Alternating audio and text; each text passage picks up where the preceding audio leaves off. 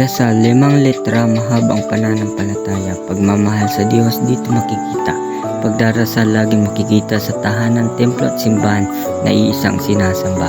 Pagdarasal ay susi patungo sa kapayapaan kasama ang banal na espiritu at mga santo sa banal na utos ng Panginoong Hesus.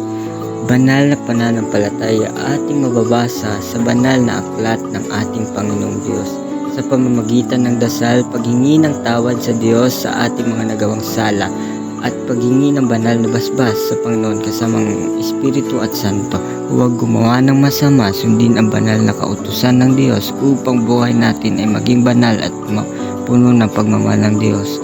At ating sundin ang kanyang kautusan na sa banal na araw o ikapitong araw ay tayo magsamba at pumunta sa banal na templo o simbahan upang sambahin ang banal niyang ngalan.